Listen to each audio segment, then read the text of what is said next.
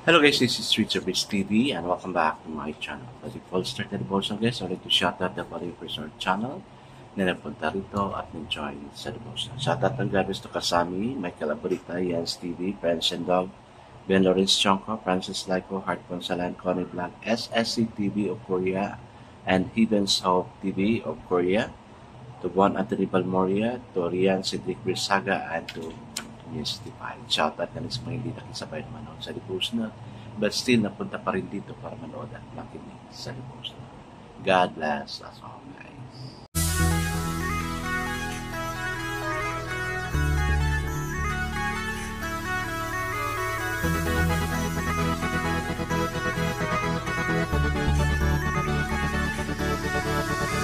Rich TV, where you heard it, number one is on the top.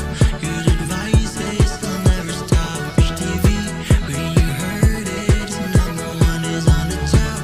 Good advice, they'll never stop. So guys, how did you start your day of work? Monday, kasi ang first day ng week is Sunday. So of course, Monday talaga yung first day of work. No? Kita tuloy yung ano. Okay guys, napakaganda ng ano natin, yung title ng devotion natin sa Bible pala, no? It was titled Abraham's Tested, no? So our text for today is taken from Genesis 22, chapter 22 verse 1 to 13. Napakaganda nito guys, kaya let's just listen, no? So still, I'm using the devotion sa Bible because the word used is also prepared na nagkita talaga natin. Okay, the word of the Lord in Genesis 22, 1 to 13 says, sometime later, God tested Abraham to said to him, Abraham, here I am, he replied. Then God said, take your son, your only son, Isaac, whom you love, and go to the region of Moriah. Sacrifice him there as a burnt offering on one of the mountains I will tell you about. Early the next morning, Abraham got up and saddled his donkey. He took him with two of his servants and his son Isaac. When he had cut enough woods for the burnt offering, he set out for the place God had told him about. On the third day, Abraham looked up and saw the place in the distance. He said to his servant, stay here with the donkey while I and the boy go over there. We will worship and then we will come back to you.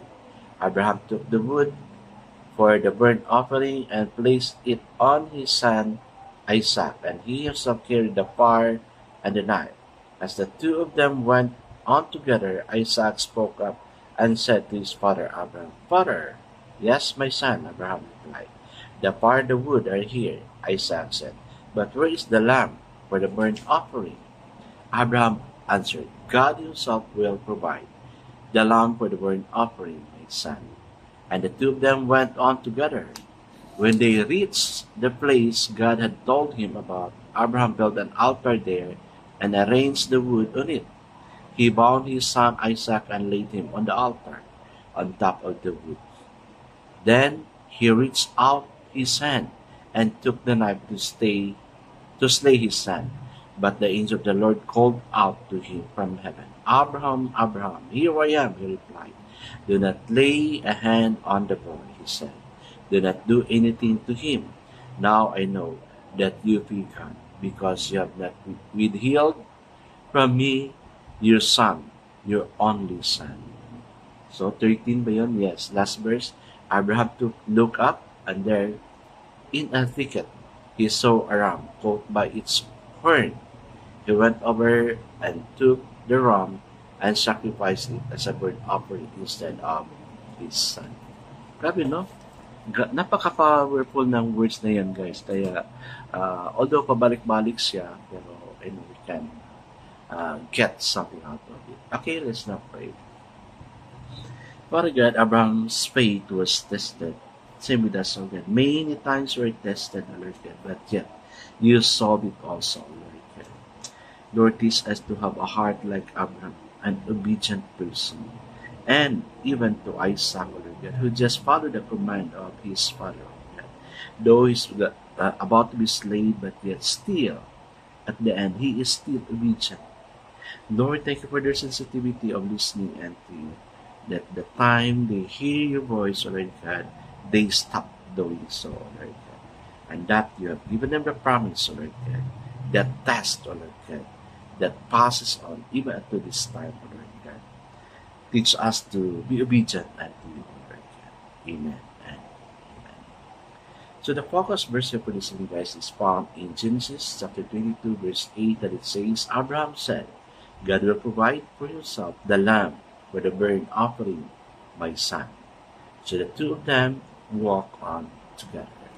So the title of our devotion for this evening, guys, is Who or What is Your Isaac? Imagine the panic that gripped Abraham when the Lord made this opening test of his obedience and unquestioning faithfulness. The turbulence stumbled about in his heart.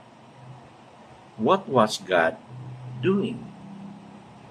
Why would he ask for the sacrifice of the only hope of the fulfillment of his promise? Grabe, no?